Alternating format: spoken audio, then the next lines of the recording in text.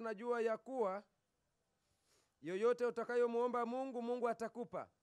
Yesu akamwambia, ndugu yako atafufuka. Martha akamwambia, najua ya kuwa atafufuka katika ufufuo wa siku ya mwisho. Yesu akamwambia, mimi ndimi huo ufufuo na uzima. Yeye aniaminie mimi, ajapokufa atakuwa anaishi. Naye kila aishiye na kuniamini hata kufa kabisa, hata milele. Madaktari kabla ya kufanya operation, kuna dawa inaitwa anesthesia, si ndio? Mnafanyia anesthesia, si ndio? Sasa neno linalotumia ufufuo ni neno linaitwa anastasis. Maana neno anastasis ni nguvu ya kurudisha uhai tena kwa mtu aliyekwisha kufa. Tukiwa kule Muhimbili nimewambia kwamba wanadamu hapa tulipo tuko pamoja, tumeumbwa tupo hapa kwa nani mbili, mavumbi, mchanganyiko wa vitu vingapi? Mavumbi pamoja na pumzi ya nani? Tuko pamoja. Pumzi ya Mungu ikisha kutoka, mwanadamu una uwezo, hakuna mwanadamu yeyote ana uwezo wa kurudisha ile pumzi ya Mungu ndani yako isipokuwa Mungu mwenyewe aliyeiweka pekee. Tuko pamoja. Kwa hiyo neno anastasis anapoongelea nguvu ya kufufua, ni Mungu pekee ndiye aliye na uwezo wa kufufua. Hakuna mwanadamu yeyote, awe rais, awe kiongozi, awe mbobevu, awe wa namna gani, mwenye uwezo wa kurudisha uhai wa mtu kando ya nani? Ya Mungu pekee. Ndio maana Yesu anasema kwa mamlaka, anamwambia Martha ya kwamba mimi ndimi ufufuo na nini?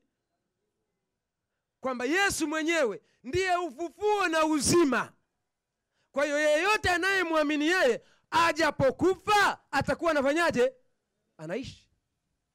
Inamaanisha nini? Eti mtu aliyekufa, ili mradi tunamwamini Yesu, lakini unaishi. Hapa wengine sasa ndio wakasema, kwa mantiki hiyo Mose hamjajua mtu anayekufa anaenda tayari wapi? Mbinguni. Haina maana hiyo. Kinachomrudia Mungu ni pumzi ya uhai aliyeipulizia puani, kwenye pua ya mwanadamu. Lakini mwanadamu uliyeumbwa kutoka mavumbini, unarudi mavumbini kama kawaida. Na ndio Yesu akaja ili aweze kuwathibitishia hii scenario. Anakwenda katika kaburi la Lazaro. Na anapofika kwa Lazaro, mahali walipomzika, Yesu anawaambia, na Lazaro tayari ana siku 4. Bakteria walishaanza kazi yake. Damu ilikwisha kuganda tayari. Mwili ukwisha kuvimba na kuvimba tayari. Watu wanajua huyu bwana kaja hapa, anataka aende akalie makaburini. Ngoja tukaone naye analia. Yesu huwa analiaje kwanza? Hata pastor ungetamani uende ukaone Yesu anavolia. Na hata mimi ningekuwepo, waandishi wa habari wengi wa leo wangeenda. Vyombo vya habari wangeenda waone chozi la Yesu. Lakini Yesu namna alivyo ajabu, anapofika kaburini anawaambia liondoeni nini? Jiwe. Mwambie mzee, sikiliza. Huyo jamaa ananuka saa hii. Kwanza hakufai. Makaburi yao walichongwa kwenye miamba. Na walitafuta jiwe kubwa, bonge la jiwe kuziba pale. Ili kama kuna vibaka au wanaoiba majezene za wasiende kuiba. Wanaweka bonge la jiwe. Watu 2 watano tu hawezi kulitoa lile jiwe. Maana ni jiwe kubwa linalowekwa kwenye mdomo wa kaburi. Yesu akamwambia, sikilizeni, hamna namna hapa ili muujiza utendeke, lazima jiwe lifanyeje? Si kwamba Yesu hana uwezo. Yesu anatamani washirikiane. Na ndio maana anatamani kushirikiana na wewe pia. Onyesha jitihada basi za kwenda kanisani. Sasa unataka Yesu akusaidie. Lakini wewe mwenyewe kanisani ufanyiji? Wenzetu wakatunga fungu tayari. Baada ya kitabu cha Ufunuo wakaongeza fungu moja kwamba Yesu anasema jisaidia na mimi nitakusaidia. Hata kama ni kwenda kwa mganga wa kienyeji, nenda. Alafu na mimi nitakusaidia. Haiko hivyo. Ukienda kwa mganga wa kienyeji unaenda mwenyewe. Yesu ana wewe, umemwacha nyumbani. Biblia inaeleza ya kwamba Yesu akaelekea kaburini. Na anapofika pale anawaambia waliondoe jiwe. Na wao wakasikiliza, wakaliondoa lile jiwe. Na wanapoliondoa lile jiwe, Yesu anaangalia juu.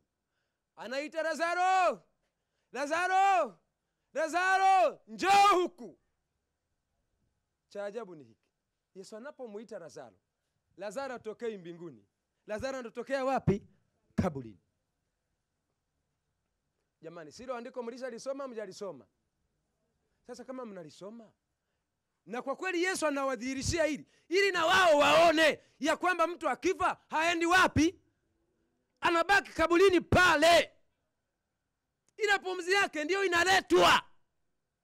Yesu anapomuita Lazaro, Lazaro anaisikia sauti ya Yesu. Unajua kuna sasa hivi, unajua kuna wanasayansi wanajidai na sayansi yao. Sisi uliosoma theolojia, umesoma arts, wanaona wewe nini wewe, arts kitu gani? Mtu unajisomea, umelala kitandani, umeshika daftari, na unajidai tu umesoma kitu sayansi. Maana sayansi wewe nunda.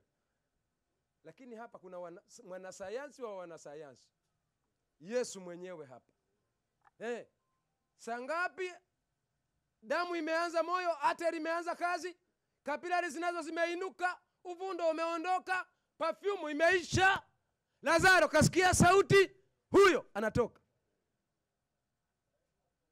Master, hivi vipi upite tu makaburini halafu utokee kaburi moja lifunuke na unatembea kwa mguu, utabaki?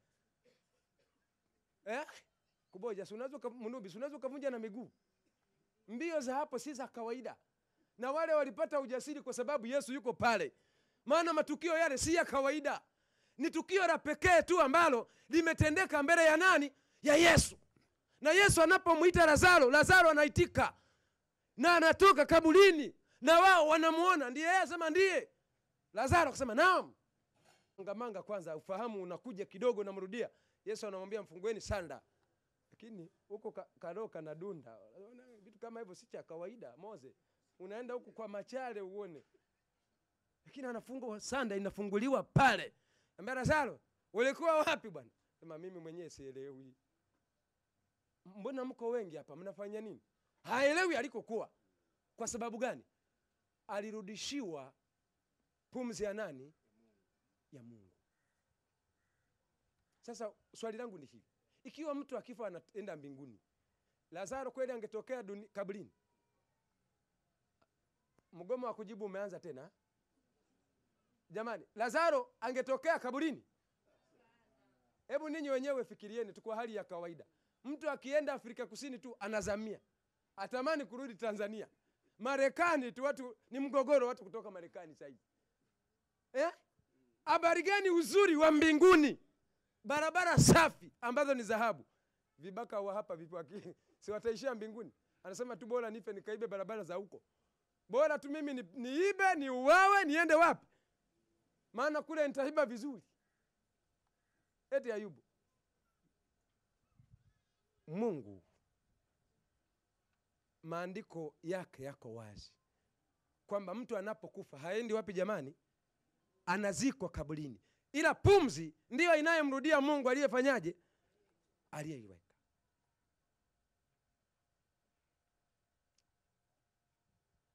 Napenda kuwatia moyo kwamba huyu Mungu tunayemwabudu, uwezo wake si uwezo wa kawaida. Ndiye aliye na uwezo wa kufufua. Ndiye aliye na uwezo wa kuponya.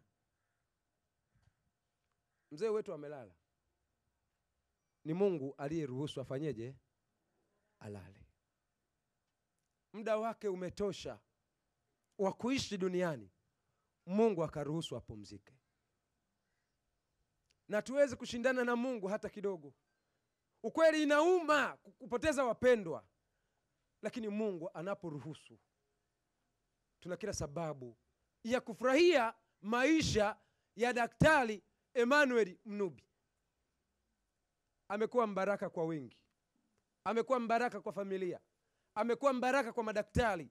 Amekuwa mbaraka hata kama watu wengi wagonjwa wote waliopita pale, laiti wangepata hizi taarifa, wengi wangeweza kuja, hata vijana walioponywa. Wangekuja kushuhudia kwamba huyu ndiye mzee aliyetuponya. Lakini leo mzee hatunaye tena. Kuna maisha ng'ambo ya kaburi. Na maisha yaliyo ng'ambo ya kaburi, wanaoyapata hayo ni wale walio katika nani jamani? Kristo. Mimi huwa nawaambia, ikiwa hatutaki kufanya matengenezo, ungali duniani, wewe uko duniani ni mwizi kibaka, alafu nasema kanisani uendi, msikitini uendi, lakini kwa Simba na Yanga unaenda kuangalia eti akina Diamond wananiengoa. Hivi kweli una akili kweli? Unatoa kiingilio unaenda kuona watu wanacheza. Kiuno sinaona cha kwako, kwa nini usicheze nyumbani kwako?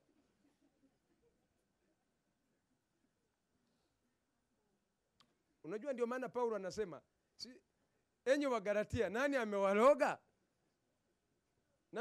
Unaweza ukashangaa, unajua pastor, yani mtu saa 8 za usiku na wengine wanakanyaga naye uwanjani mpaka wanakufa. Na anaacha familia inataabika na watoto. Ukimuuliza huyu baba aliugua nini? Hapana, pressure, mpira.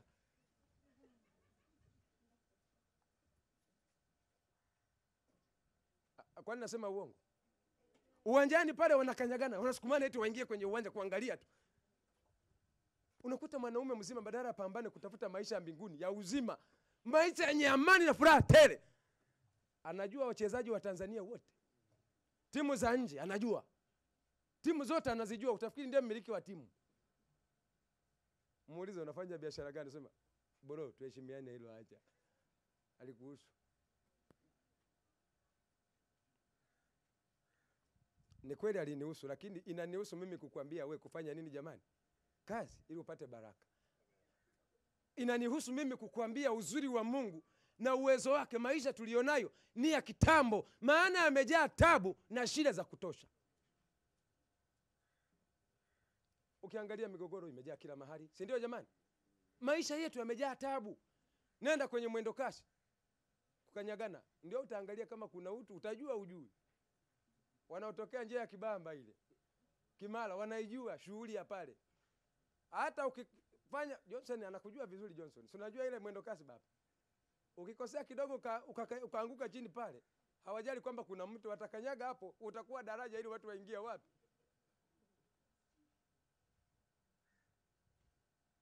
Ndio utaangalia utu umefanyaje jamani? Umepotea. Thamani ya maisha yetu iko mikononi mwa Mungu. Na nahitaji niwaambie, tufanye maandalizi, tufanye matengenezo tungali hai. Twende kanisani, tukamwabudu Mungu tungali hai. Maana kwa sababu hata kama nikifa leo, hata kama mtaniombea vipi, kama sikufanya matengenezo yangu na Mungu, haitasaidi. Utanipa hela za kutosha. Tunaleta hela kwa mchungaji, nitazikula. Kukula tu, pata. Hata sio umekuletea. Utakukula. Na mashehe nao watazikukula. Mapadri watazikukula. Wengine wanasema eti tunaposwali huko naye anasikia. Anainuka anaanza kuswali. Wengine wanasema mwenzetu tayari ameshafika mbinguni. Swali ni hili. Kwa mtu aliyeenda mbinguni, unapoangalia tu, yani nyinyi huko hamjazika, ndugu ameshaanza kugombania mali.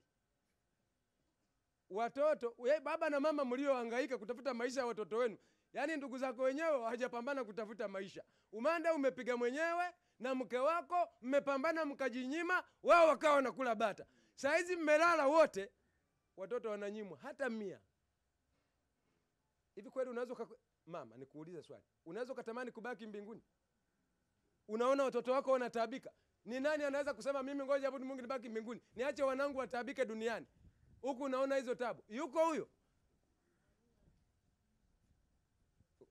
Kuna hoja zingine ni mfu, tunaambiwa tu ni kweli, tunaziamini, lakini ukuhalisia haupo. Hamna mtu anatamani kubaki mbinguni watoto wake wanataabika duniani. Anaambia Mungu ngoja nikawaonyeshe show ya kibabe kwanza afu ndio nirudi. Hamwezi mkaninyanyashia wanangu kiasi hiki. Nahitaji niwaambie ya kwamba mtu anapokufa, pumzi inatoka inamrudia Muumba aliyeiweka. Sisi tuliotoka ardhini tunarudishwa huko. Biblia inasema siku Yesu anapokuja ndipo parapanda itakapolia, na wale wote waliokufa katika Kristo watafufuliwa kwanza. Haja halisi ya Yesu kuja mara ya pili ni kuja kufufua waliokufa katika yeye. Na hapo ndipo tuna imani ya kwamba wapendwa wetu waliotangulia wapendwa wetu waliokufa katika Kristo watafufuliwa.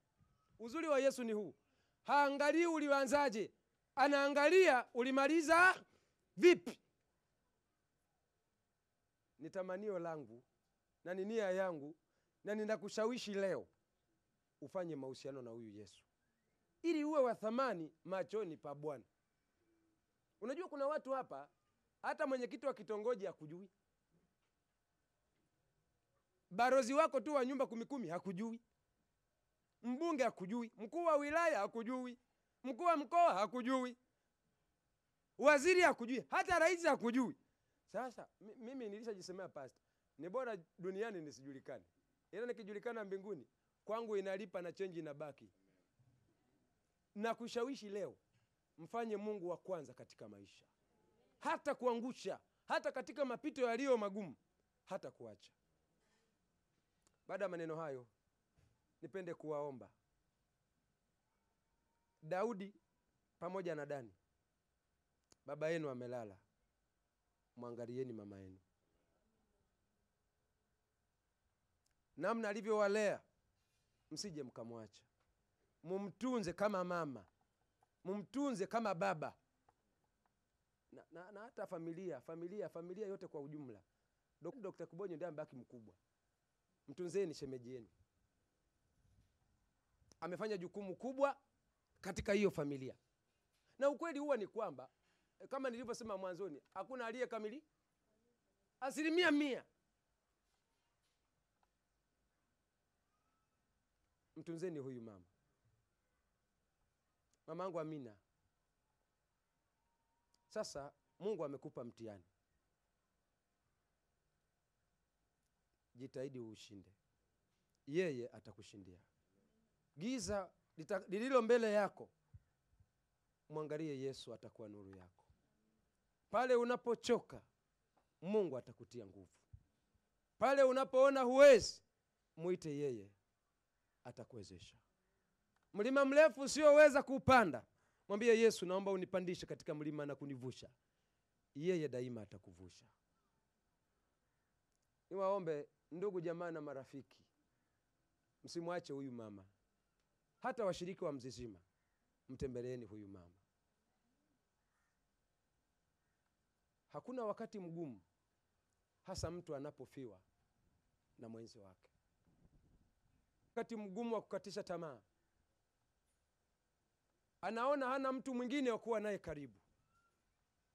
Ni wasihi tukawe na karibu na huyu mama, tumshike mkono, tumuombee, tumtie moyo, na Mungu wa mbinguni atawabariki.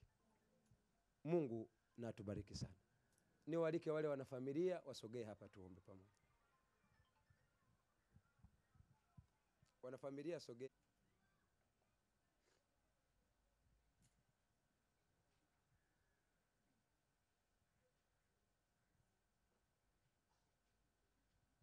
Macho tuweze kuomba.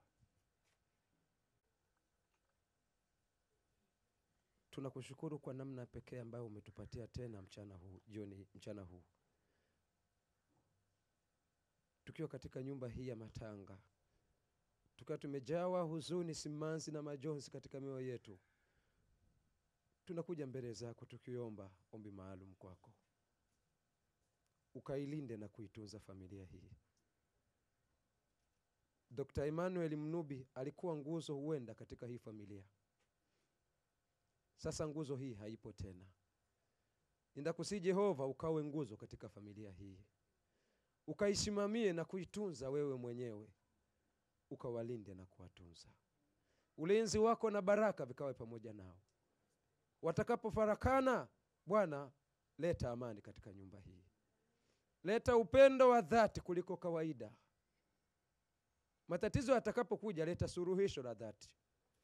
Watakapolia, ukawafute machozi. Watakapochoka, Bwana, ukawatie nguvu.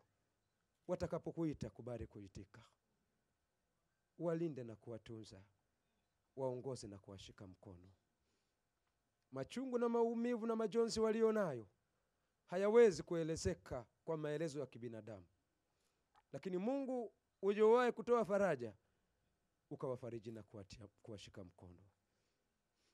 maombi yao na vilio vyao vikasikike kwako, na malaika zako wasogee zamu kwa zamu wakiwashika mkono na kuongoza na kuonyesha ushindi uliopatikana pale Calvary, wakijua ya kwamba wewe mahali ulipo pana nguvu na ushindi hakika utapatikana. Waongoze katika wakati huu mgumu, kwa jina la Yesu tunaomba na kushukuru. Amen. Mungu na wabariki sana. Poleni sana. Poleni. Mama mzazi. Poleni sana. Mungu awatie nguvu. Pole sana. Pole sana. Poleni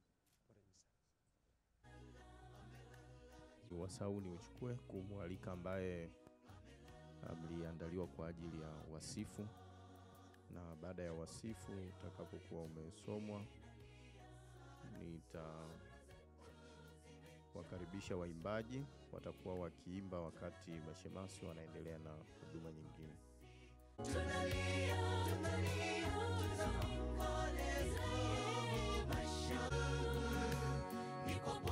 Habari za mchana. Kwanza kabisa nipende kumshukuru Mwenyezi Mungu kwa wasaa huu, kwa kutufikisha hapa sisi ambao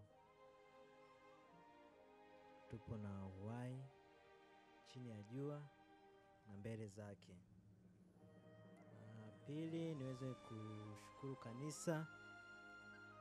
Tuna kanisa la Mzizima pamoja na kanisa la Dar es Salaam Central kwa kujumuika pamoja nasi na huduma ambazo wameweza kuendelea kutupatia tukiwa mahali hapa. Pia niweze kuwashukuru majirani zetu ambao tunao pamoja nasi, uongozi wetu wa serikali ya mtaa ukisimamiwa na mjumbe wetu balozi wa nyumba 10 Bwana Mohamed Mpanye na timu yake. Nashukuru sana kwa uwepo wako na majirani wote. Asanteni. Basi nitaendelea ili nisipoteze muda sana kwa ajili ya wasifu wa baba yetu, kaka yetu, babu yetu, mjomba Dr. Emmanuel Kuboja Munubi. Marehemu alizaliwa tarehe 19 Januari mwaka 1949 katika familia ya watoto 11 wa mzee Daudi Munubi Kuboja na Suzana Mafuru Ezekiel Nyerembe, kijijini Buringa, Majita, Msoma. Elimu. Marehemu aliweza kupata elimu yake ya shule ya msingi katika shule ya msingi Buringa Majita kuanzia mwaka 1957 hadi 1960. Hapa ni katika darasa la kwanza hadi la 4. 1961 hadi 64 aliweza kupata elimu middle school katika shule ya Bwasi Mission Majita. Hapa ni darasa la 5 hadi 8. Mwaka 65 hadi 68 alikwenda Bwiru Boys kwa elimu yake ya sekondari kidato cha kwanza hadi cha 4. 1969 hadi 1970 alipata elimu yake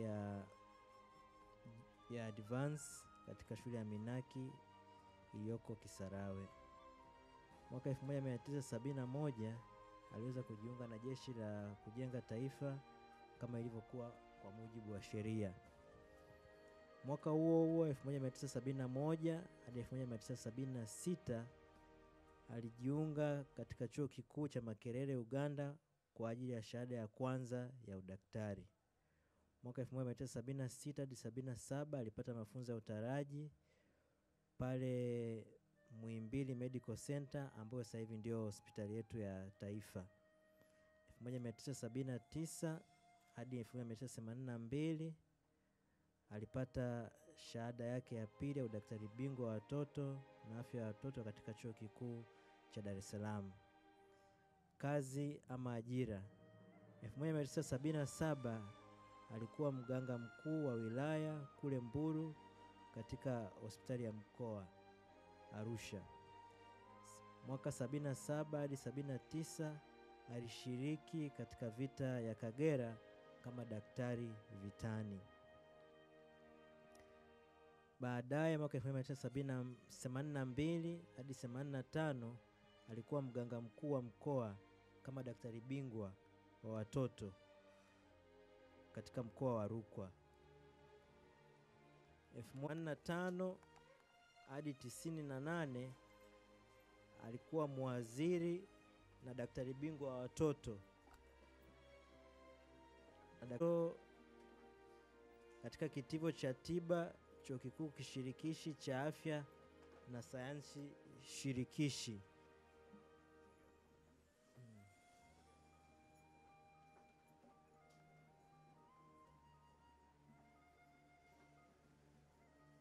Pia tuweze kumshukuru Mungu kwa hali ya hewa. Nipo kwenye 1985 hadi 1998 alipata nafasi ya kuwa muadhiri na daktari bingwa wa watoto katika kitivo cha tiba na Chuo Kikuu Kishirikishi cha Afya na Sayansi Shirikishi. Hii maana yake ni Muhimbili Medical Center pamoja na chuo chetu kwa sasa ambacho kinafahamika kama MUHAS. 98 hadi kustaafu 2009 alikuwa muadhiri na baadaye kupanda ngazi mbalimbali na kufikia muadhiri mwandamizi hadi alipostaafu. Hapa ni katika chuo kikuu zamani kikifahamika Chuo Kikuu Kishirikishi cha Afya na Sayansi Shirikishi, kwa sasa ndio chuo chetu kikuu cha Afya na Sayansi Shirikishi Muhimbili. Pia marehemu aliwahi kufanya kazi Bora Shoes Company kama daktari wa watumishi wa pale Bora, na alikuwa muwaziri wa muda yani part time katika vyuo vya Kairuki, IMTU na KIU cha Tanzania, Kampala International University. Ndoa. Mwaka 1985 marehemu alifunga ndoa na Amina Omari Semwando. Imani. Alikuwa Mkristo, muumini wa kanisa la Waadventista wa Sabato Mzizima. Jamii. Marehemu alikuwa ni mtu wa kujumuika na kuchangamana na watu wa rika zote. Mcheshi, alipenda utani, mwalimu, mshauri na mwenye kusaidia ndugu na marafiki bila upendeleo wowote. Alipenda mno kunukuu maandiko katika maongezi yake, kufundisha kwa vitendo na kutumia simulizi za Biblia pamoja na nyimbo za Kristo. Ugonjwa. Marehemu aliugua ghafla siku ya Jumapili tarehe 9 usiku kwa kupata na homa kali, ambapo Jumatano tarehe 10 alipelekwa kitengo cha dharura cha hospitali ya Muhimbili na kisha kurudi nyumbani. Siku ya Jumatano tarehe 12 alizidiwa na kurudishwa tena katika hospitali ya Muhimbili na kisha kulazwa katika taasisi ya moyo ya Jakaya Kikwete, ambapo mauti alimfika siku ya Alhamisi alfajiri tarehe 13 Machi. Familia. Marehemu ameacha mke mmoja na watoto wawili, ambaye mimi ninayezungumza mbele yenu Dr. Daudi Munubi, na pembeni yangu kushoto kwangu yupo Dr. Daniel Munubi na wake zetu wawili pamoja na wajukuu wawili. Asanteni sana. Huu ndio wasifu wa marehemu. Tuweze kumshukuru Mwenyezi Mungu kwa maisha yake. Tuna haki ya kuomboleza, pia tuna haki ya kuyafurahia maisha yake. Ni wasii tuenze kuyaenzi maisha yake kwa vitendo. Kwa wale yote aliyokuwa akitusisitizia, alijitahidi sana kutuunganisha familia, ukoo kwa ujumla. Nafikiri wote mnaweza kufahamu. Hicho ndicho cha muhimu. Ile hali na mazingira ya upendo ambao alijaribu tuweze kuwa nayo kama familia ya Mnubi, Kuboja, kina Nyerembe na wengine wote kama ukoo. Basi hicho ndio zawadi kubwa kutoka kwake. Asanteni sana na Mwenyezi Mungu aweze kuwabariki. wakubwa kwa wadogo, majirani, ndugu, jamaa na marafiki kwa kuwa pamoja nasi toka mwanzo wa tukio mpaka siku ya leo. Jambo moja ambalo ningependa kushare kutoka kwa baba. Leo wakati niko Muhimbili nikiangalia ule umati wa maprofesa, lecturers, wanafunzi, jamii kubwa sana. Lakini nikiangalia jinsi mzee alivyokuwa akiishi, very humble, down to earth, yani kawaida sana. Kwa hiyo tunapata jambo la kujifunza, pamoja na kusisitiza kuleta ukoo karibu, lakini amekuwa akiishi maisha ya kawaida sana, akipiga story na kila mtu kwa level zake. Na hivyo tunatamani kujifunza, na sisi kama watoto tuna mengi ya kuyafikia kutoka kwake. Kwa hivyo Bwana akapate kuwabariki. Asanteni.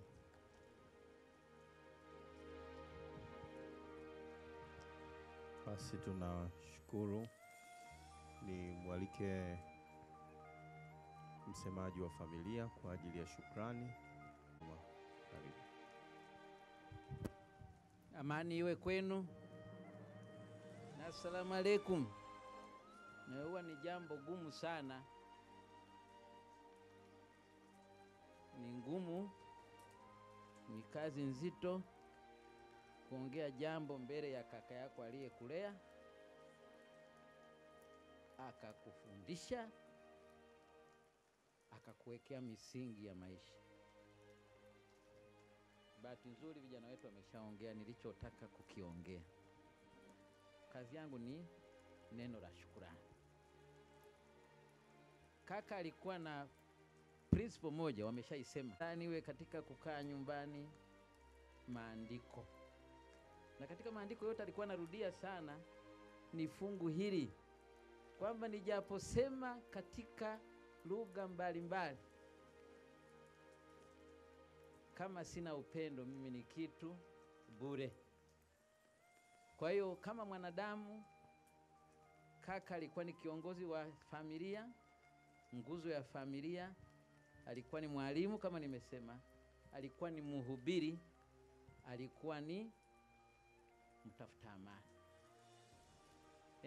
Wale walioishi enzi za ujamaa na Azimio la Arusha, kama unakumbuka, kulikuwa na vitu vinaitwa wakati wa Nyerere alivitengeneza, asema kiongozi awe ni wa namna gani. Wakati kama unakumbuka wechache, asema kiongozi asiwe mpenda makuu, kiongozi asiwe mzururaji, kiongozi, mnakumbuka mengine yote. Na hayo alikuwa anatukumbusha sana. If you want to be okay, good katika kuongoza wewe familia yako na nini, uishi katika principles. Kwa hiyo nawashukuru sana ndugu zangu kwa kutuheshimisha, kwanza kwa kufika, kuacha shughuli zenu katoka mbali huko kuja kutufariji. Neno la burudiko ni neno la faraja sana. Mwenyezi Mungu anajua kuja kwetu na kuondoka kwetu. Alimleta akatupa zawadi ya Dr. Mnubi kwa namna yake, na alivyoondoa zawadi yake ana sababu zake. Ndio maana anasema, maandiko yanasema unashukuru jambo kwa kila unamshukuru Mungu kwa kila jambo. Kwa hiyo tumshukuru Mungu kwa yote yanayotendeka. Mungu ana sababu. Ana sababu yake kwa nini amemchukua katika kipindi hiki. Wengine wanazaliwa, wengine wanaondoka. Kwa hiyo nisiseme sana kwa sababu ya hali ya hewa na nini. Narudia tena, tuishi kwa kuyachukua yale Mnubi aliyokuwa anatuonyesha, anatufundisha, anatuhamasisha ya kutujenga. Yale ambayo kwa bahati mbaya yanaweza kuwa ni kwa sababu ya ubinadamu, sasa yale yasitokeze, ule upendo uweze kufunika. Sasa upendo ni kila kitu. Upendo hautafuti mabaya, upendo haujivuni, upendo hautakabari, upendo ni kila kitu. Tukishakuwa na ule upendo ambao tumekuwa tukiuimba na uliotufanya tukaja hapa, upendo ule ule mbele utafunika mengine yote. Mungu awabariki sana. Asanteni sana.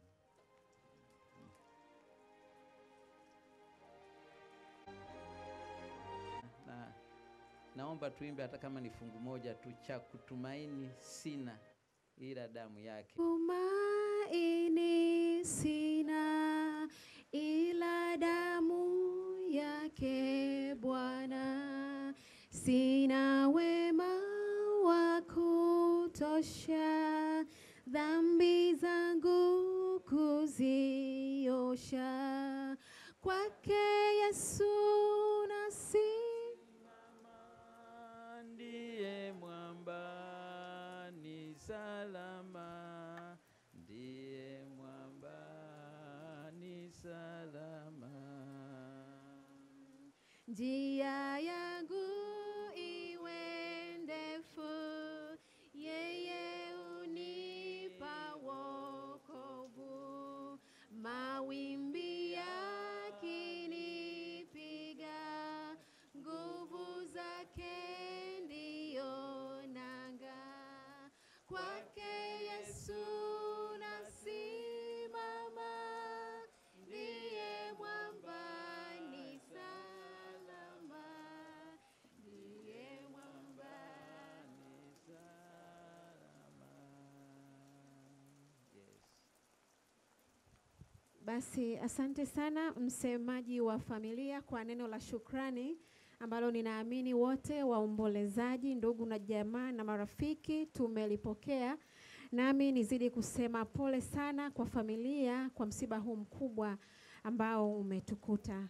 Na ratiba inayofuata sasa ni kwenda kuona mwili kwa mara ya mwisho, lakini kabla hatujaenda kuona ni pende kuikaribisha kwaya ya kanisa la Waadventista Sabato Mzizima itaimba ikiwa pale walipokaa, lakini wakati huo tukiweka logistic vizuri kidogo na familia na kuingizwe ndani kwanza, alafu baada ya hapo tunaweza kutawanyika. Lakini kama ukipendezwa kubaki, tubaki tu kwa sababu kuna ratiba nyingine usiku.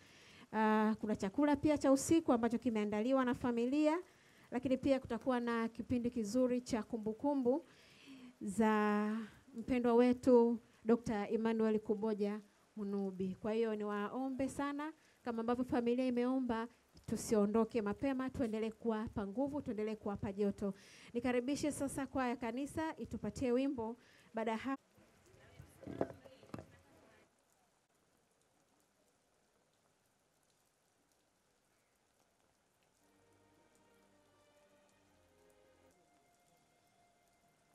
kitambo kidogo tena karibu mno, atakuja tena Yesu tumngojaye,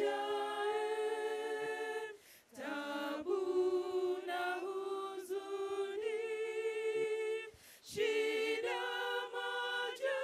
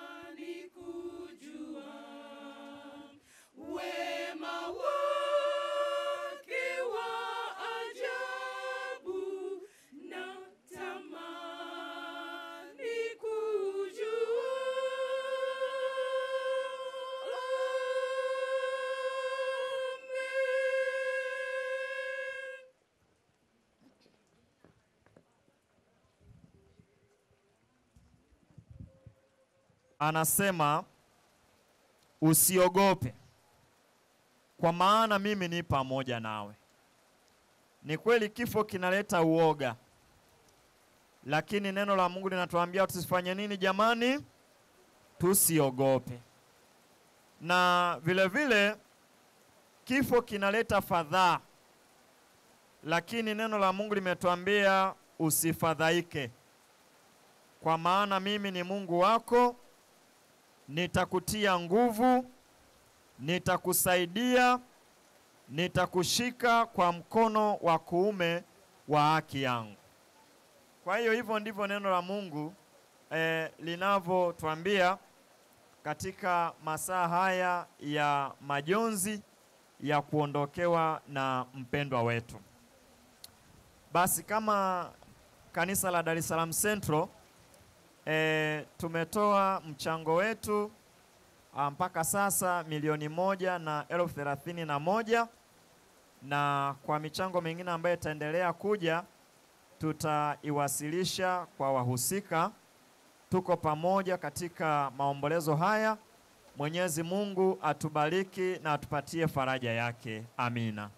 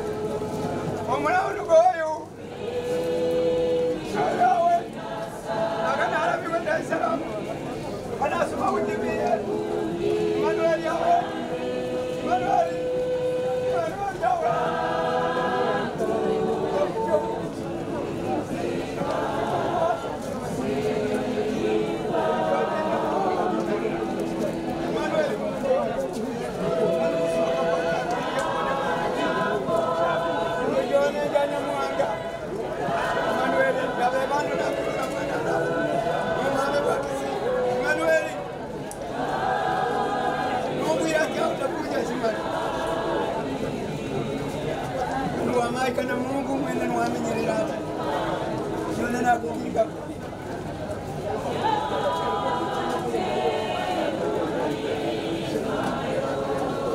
Manuel yawe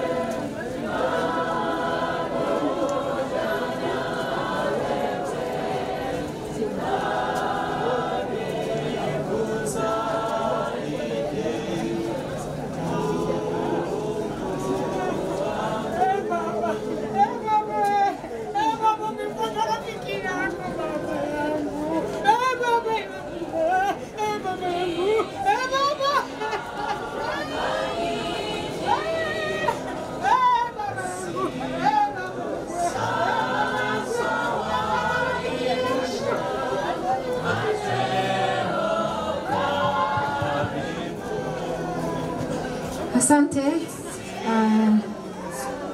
Wakati mnaendelea kuimba, naomba waimbaji tupite kwa ajili ya kutazama mwili kabla ya kumaliza na familia.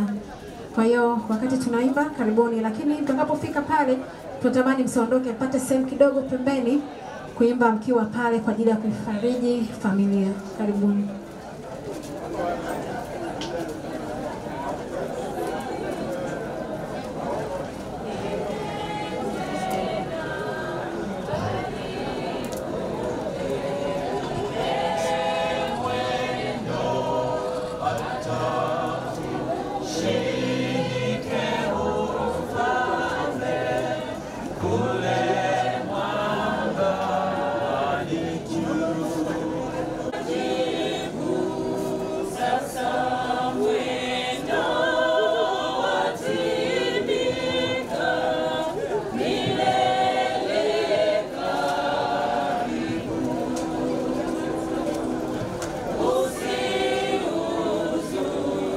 Nike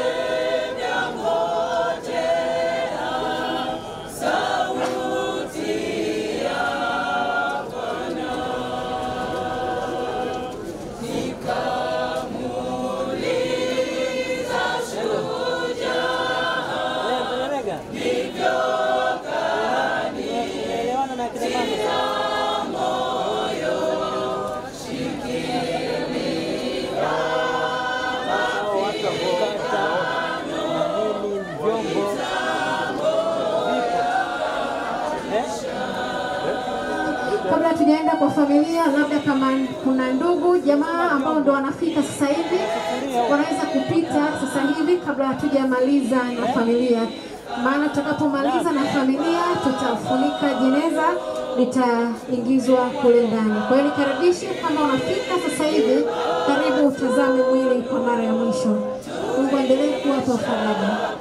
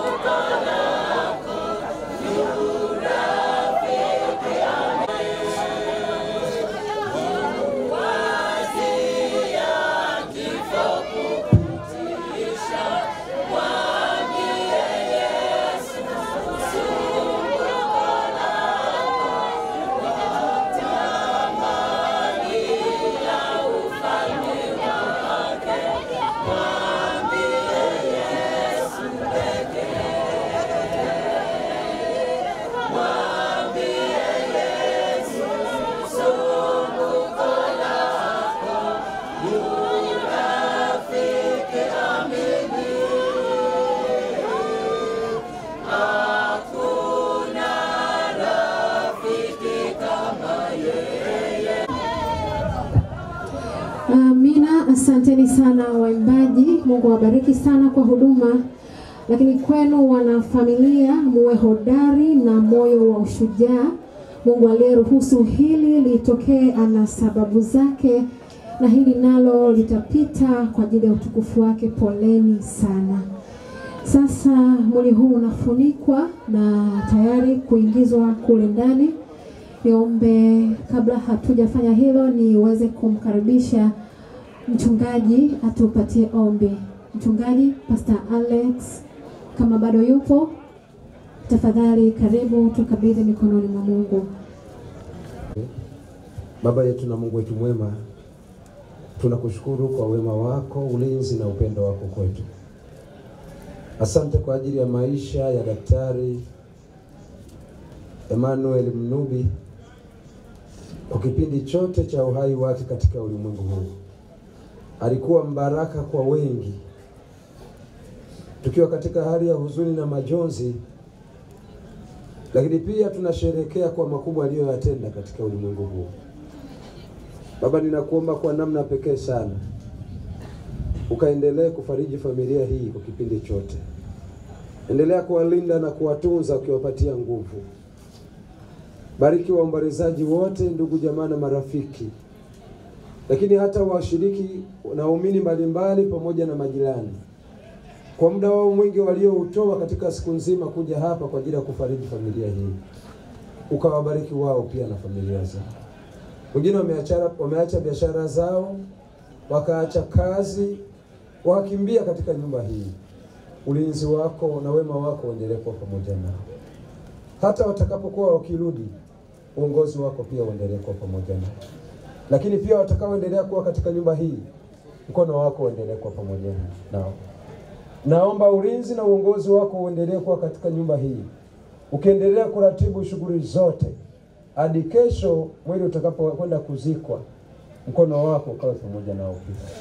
Tunaamini wote utawapatia nguvu na afya njema. Hata kama kuna wengine walio safarini wanakuja, tunaomba pia ukawasafirisha salama. Bariki wafiwa wote, waongoze katika kipindi hiki. Wote kwa pamoja wapatie nguvu katika wakati huu mgumu. Ukalie pamoja na watoto wako, lakini endelea kuwafariji. Hata wengine wanapoondoka, wewe usiondoke. Mkono wako daima ukasimame pamoja nao. Asante kwa sababu umesikia na utatenda. Tunaomba na kushukuru. Amen. Amina. Asante. Wakati vijana na baba wanaume wenye nguvu wanaongoza zoezi hili kuingiza mwili ndani, nipende tu kusema waombolezaji, ratiba bado zinaendelea. Baada ya kumaliza hapo, tutapata na chakula cha usiku ambacho kitatolewa jioni saa 1. Baada ya hapo kutakuwa na kipindi kizuri cha kumbukumbu au usiku wa kumbukumbu za Dr. Emmanuel Mnubi. Kwa hiyo niombe ambao watawiwa kubaki, tuendelee kubaki na kukumbatia familia hii, kuipa joto katika wakati huu mgumu ambao wanapitia. Nipende kuikaribisha muziki, tuendelee kusindikiza zoezi hili linaloendelea. Mungu awabariki sana. Tukutane tena wakati mwingine. Asante. Wanaweza kuungana na familia kesho asubuhi saa 1:30 kuanza safari kutoka hapa kuelekea Mwanzo Mgumu kupumzisha mwili wa mpendwa wetu. Kwa hiyo kama utaweza, tafadhali karibu ungane na familia hii. Safari hii itaanzia hapa nyumbani saa 1:30 asubuhi. Mungu awabariki sana. Maisha ya dunia hii yapita upesi kama upepo, ni ya masumbuko na huzuni tele, mwisho mauti tunayopenda. Maisha ya dunia hii yapita upesi kama upepo, ni ya masumbuko na huzuni tele, mwisho tunayopenda.